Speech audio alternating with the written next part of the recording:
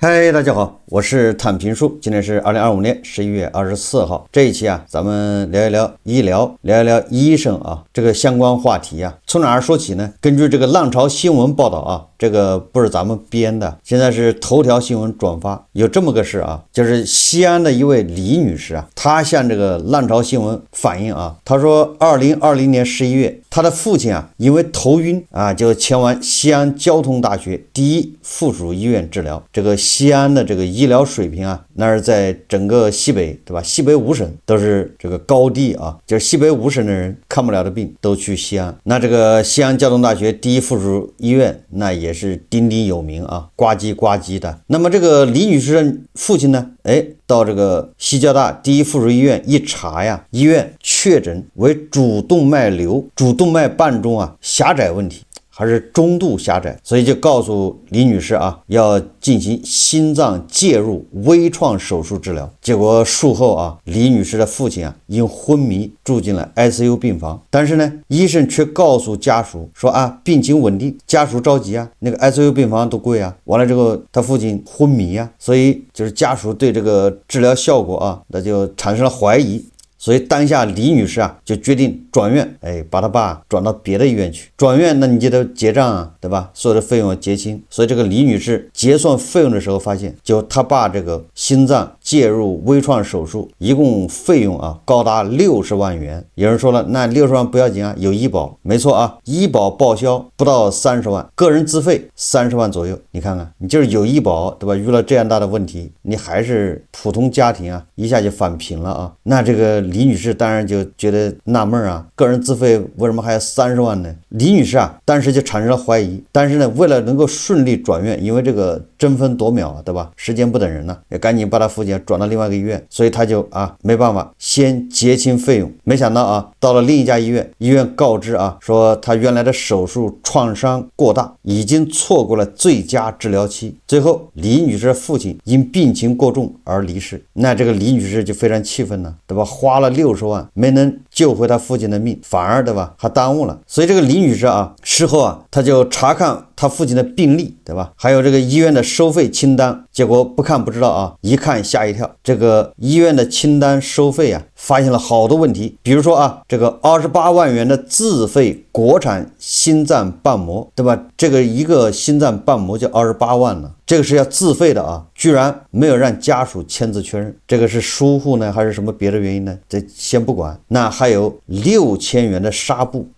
做一个这个心脏介入微创手术，纱布就用了6000。有人说纱布呢也可能啊高档的嘛，价格贵。那好，还用了5700元的缝合胶。你微创手术为什么要用5700元的缝合胶呢？这李女士一看，对吧？不看不知道啊，一看吓一跳。她马上啊就向西安市医保局啊，就医疗保障局举报。4年以后啊，2025年8月份，西安医保部门经过调查呀，向李女士进行了回复。这个李女士反映的疑似违规问题43项，经这个医保局核查，确认西安交通大学第一附属医院存在违规问题24项，也就是李女士举报的啊，大部分都得到了医保局的认可。此外啊，医保局核查中发现该院存在其他违规问题2项，这个2项还不在这个李女士举报之内，又多发现了2项问题，共计26项违规问题，共涉及违规使用医保基金75060元。好像这个医保局啊，还给李女士啊发了这个奖金。一份欺诈骗取医疗保障基金举报奖励资金发放表显示，因为举报医院违规问题，还获得了2000多元的奖励。这个李女士说啊，她觉得这个事情很重要，像这种事情绝不是个例，如果不杜绝，为了骗国家医保，对患者进行过度治疗，连着患者一起骗，没人举报的话，国家和老百姓两头都会损失，甚至付出生命的代价。这个浪潮新闻的记者11月19号联系西安市医保局，但是没有得到回应。这个反映的什么问题啊？西交大第一附属医院呢，居然这样上坑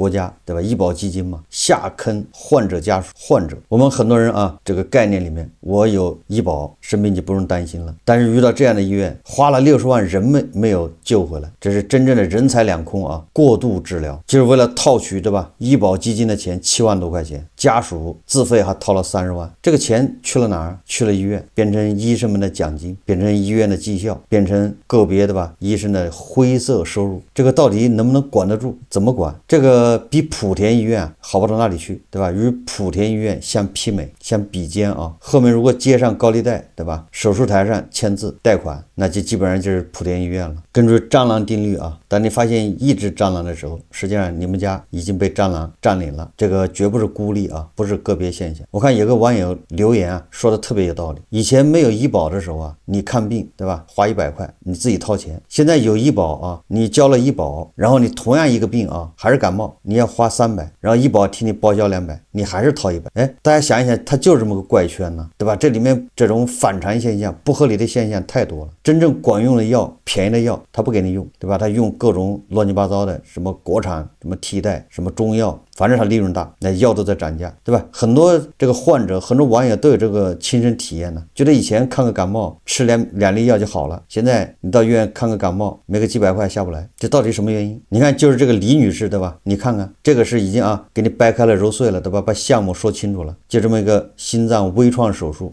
这手术也风险高啊，不是小手术，对吧？毕竟对心脏开刀啊，但是你看自费还要30万呢，并不是你交了医保你就可以了，照样的啊，一场大病你一定会返贫。以我的经验啊，对吧？在北京医院住院的时候，别的不说啊，别的我也不太清楚啊，没太关注。他要请护工，哎，医院里他不让你自己请护工，医院统一请护工。我也不说这护工水平怎么样啊，服务怎么样，这个都不重要。但是这个护工他不走医保的啊，他是你自费，结果你住院7天啊，这个一共花9000，反正报销只能报4000，还有5000是你自费。这不是结果，就这么个结果，对吧？什么原因导致的？这个可以再仔细研究啊。但是我们作为患者，对吧？或者是患者家属，你面对的就是这么个情况。但是那些，对吧？老干部病房 ICU 病房那老干部，人家是一分一毫都是大头出钱，对吧？什么药煎好的用，什么有效用什么。你说这个医保的钱去哪儿了？如果医保之前和医保之后牛马看病花的钱是一样的，那为什么还交医保呢？那是给谁在交医保？你看啊，一边是医院的叫胡作非为、为非作歹，骗取国家医保基金，这个坑害这个患者家属，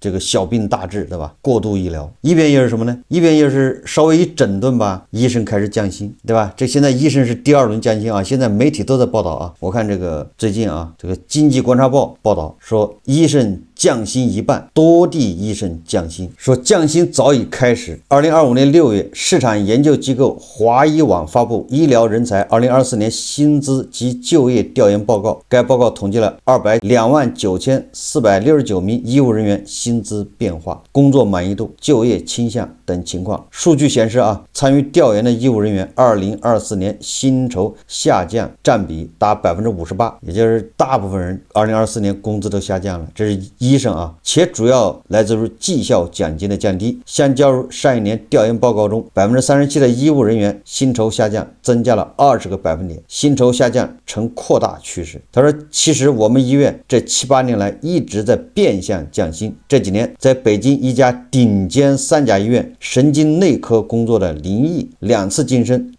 职称从住院医师到了副主任医师，薪水却没有什么变化。以前他所在的医院每次进职称会对应10%到20%的涨薪。林毅遇到过2次降薪节点，第一次是2019年，当时北京启动医疗机构疏解计划，通过整体迁建、建设分院等方式，将北京中心区20余家大3甲逐渐疏解至5环外。林毅说啊，新院搬迁后，医院的贷款压力和运营成本都增加了不少，当时就启动了全员降薪，幅度超过20%。说第2次降薪时间维度拉得很长，从疫情结束就开始了。林毅所在的医院这轮降薪是温水煮青蛙式，每季度递减3%到5%，2年的累计降幅超过了20%。在一次内部会议上，院领导提醒大家要准备好过苦日子。实际上任正非在4年前就说了啊，让韩裔传遍美每个中国人，医生也不能例外啊。为什么会降薪？这个原因咱就不说了啊。以前节目介绍过好多回，对吧？有的医院是扩建，盲目扩建，扩大那个病床数；有的医院是为了升级，医院的这个运营负担重；有的是因为医院啊这个后勤人员过多，对吧？行政人员数量过多，包袱太重；还有的是因为啊这个3年口罩期间，医保基金的钱花掉了，医保基金这个池子控制的越来越严。第4个就是地方财政没钱了，因为医院毕竟要靠，对吧？地方财政要支持的，地方财政卖地卖不掉，自己的工资都发不出来，逼得已经把泥巴卖出金子的价格了，实在没招啊，对吧？医保的钱怎么花掉的？那这里面就是管理的漏洞。刚才这个西交大第一附属医院就是个例子，对吧？还有各种，对吧？这种大街上的那种药房都在卖什么呢？不管卖什么都是在套取医保的钱。还有的医院啊，专门从这个院长到下面，人家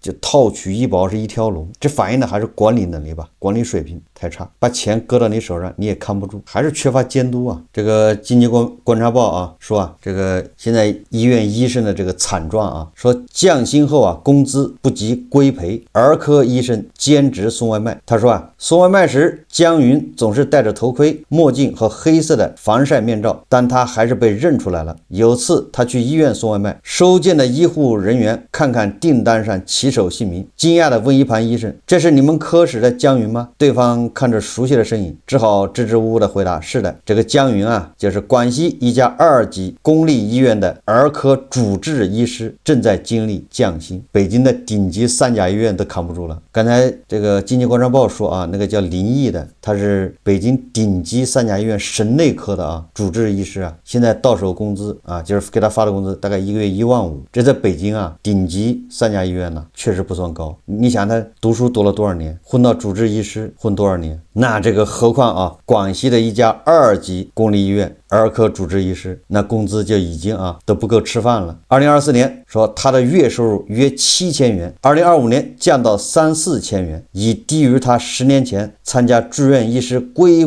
培时的水平。2025年6月，他开始兼职送外卖，现在姜云所在的科室医生有半数以上在送外卖，有人已年过半百，有副高职称。这个科室的降薪与患儿数量减少有很大关系。2025年5月，姜云科室接诊的患儿数量同比下降约20%。尽管姜云所在的城市出生率高于全国平均水平，但出生人口数已较10年前下滑超30%。患儿数量减少的同时，当地医保对患儿常见病的支付额度也在降低，这叫双重打击啊，戴维斯双杀，对吧？一个是这个患儿少了，一个医保为患儿支付的钱也少了，科室收治单个患儿产生的收益下降，收入收窄，支出压力却不小。医院的负债笼罩每个科室，在开全院大会时啊，医院领导坦诚还债压力很大，院长担心被人追债，开始在一个不挂牌的房间办公。这个院长也贼得很啊，狡兔3窟啊。院长办公室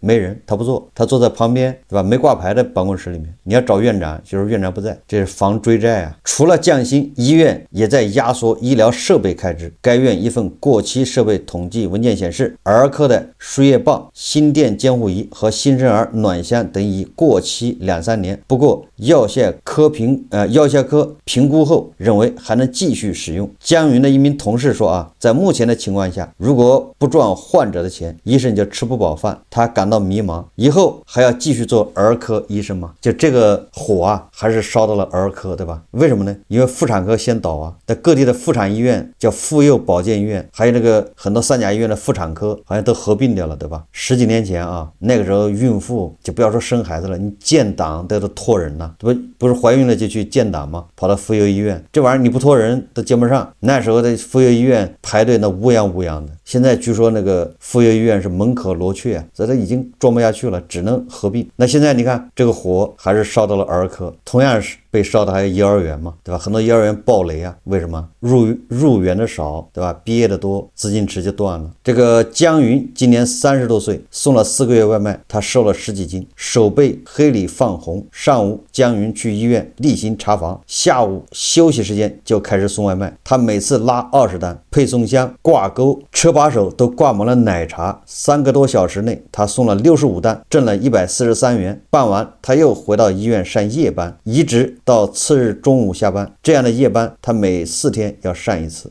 这是一个公立医院的儿科医生啊，他的生活。姜云说啊，他从电影《逆行人生》得到了一些启示。电影主角原本是大厂程序员，也能放下身段成为骑手，努力创造了自身的价值。我们这种平民百姓去送外卖也可以理解的。2025年6月，市场研究机构华谊网发布的也就是说这个57%的人2024年出现薪酬下降，就是医生面临着这个窘境与姜云同科室的林一也在为降薪焦虑。2025年，这所医院开始采用新版第二季，就是按疾病诊断相关分组医保付费方案。在新版方案下，医保对不少常见疾病的支付额度进一步下调。换句话说医保给医院的钱变少了。如果诊疗费低于第二季的额度，盈余部分可以留给医院，反之，医院就要自己承担这部分亏损这个林伟认为降薪不只是因为收益减少，可能与他医院需要资金偿还贷款有关。医院领导在员工大会上说医院现在负债的本金接近1亿元，还有大量的利息，大部分来自盖楼，但医院年收入只有7-8千万，一年利润也就200-300万，那他还利息都够呛医院的经营状况不只影响医生的工资和生活，还会改变医生的诊疗方式。林伟常用的抗生素等药物时常断供。林伟说如果没有3代头孢，就只能先给患者用2代的。他在工作群里看到一份本院过期设备统计文件，发现儿科很多设备都已在2021年到2023年过期了，医院没有钱更换。药械科评估后认为都能够使用，过期的这个器械接着用接着服役省钱了。患者量变少，单个患者的利润下滑。林伟觉得自己这个临床医生越来越像会计了。比如说有一种病，第二季给我们是3000元，我们不能把其中2000元都花在药品或检查上，这样利润率很低。现在药品和耗材都是零差价，医院不挣钱，所以医生只能稍微减少药和耗材占比，增加点理疗项目，提高利润率。我知道那就是把本来这个西药的给你开成中药呗，对吧？这个有点像那个包干制，对吧？这个病就是3000块，超过3000，那你就让患者自费，对吧？3000以内走医保，对吧？那个医生变成会计，在那精算怎么样，他们医生的利益最大化，医院的利益最大化，对吧？但一切不是以看病为目的了，你说这不就已经这个西交大第一附属医院的事不就出来了吗？我相信那个主刀医生也在算账，对吧？这60万，他们医院能挣几万，到他头上奖金能多多少，对吧？你改来改去，让医院让医生都已经违背了初衷记者来到这家医院的儿科住院部时，发现空气中弥漫着艾灸的气味。林伟解释说艾灸等中医理疗项目利润率较高，又在医保范围内，一个艾灸包的成本在2元左右，项目收费30多元。你看看所以中医中药，对吧？这玩意儿就是起这个作用的。如果不计人工成本，医院的利润率超过1000%。如果不开展些高利润率的项目，收治病人可能是会让医院亏本。林伟已经看到有同行离职，有医生去学校卫生室做校医，他也在考虑转岗。姜云没有这种打算，如果不做医生，他不知道还能做什么。他说强者从不抱怨环境，只是解决问题，改变不了对方，只能改变自己。物竞天择，适者生存，是从古到今的真理。不适应环境的物种早就淘汰了。这是经济观察报采访了广西一家2级公立医院儿科医生。全国有多少这样的医院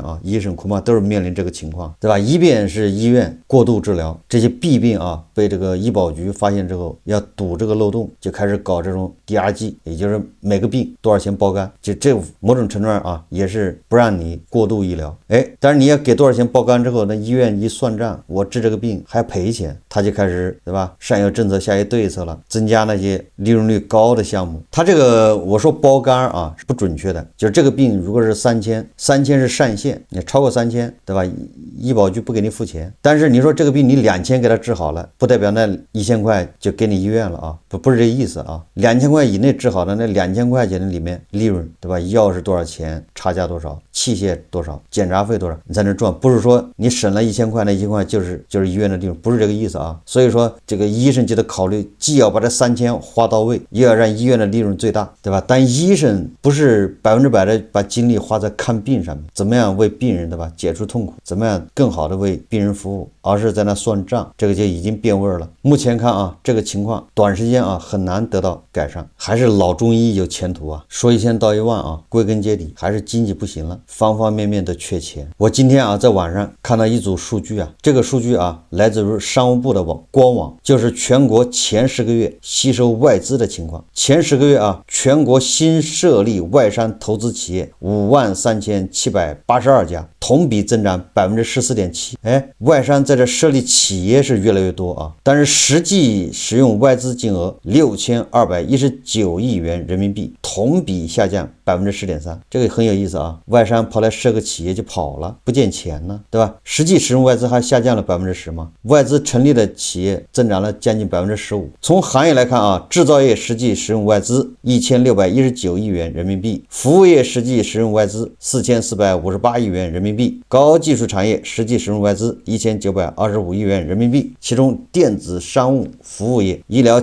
仪器设备以及器械制造业、航空航天器及设备制造业实际使用外资分别增长173%、41%和40.6%。从这个外资来源啊来看，阿联酋、英国、瑞士实际对华投资分别增长48.7%、17%和13%。阿联酋是土豪，对吧？英国、瑞士对华投资今年前10个月是增长了啊。我们实际使用外资啊，同比去年前10个月总体上是下降10.3%。2024年比2023年同比呢也是下降。实际上啊，就是通过我们使用外资这个曲线来看，2022年我们使用外资达到了一个顶峰，然后一路下滑，下滑到什么程度呢？现在基本上是顶峰水平的一半左右，也就是我们利用外资啊，跟最多的时候比，现在已经降了一半了。我们总说房地产低迷导致经济，对吧，出现问题，拖了后腿。实际上啊，外资撤离对我们各行各业影响也是全方位的。虽然人民日报解释啊，对吧，现在留下来的外资都是高质量的，新进来的外资都是高质量的，那些撤走的外资都是低质量的，高质量外资增加了啊，低质量的外资减少了。所以我们看上去啊，好像外资使用减少了，但是不要紧，我们高质量的多了。但是低质量的外资一减少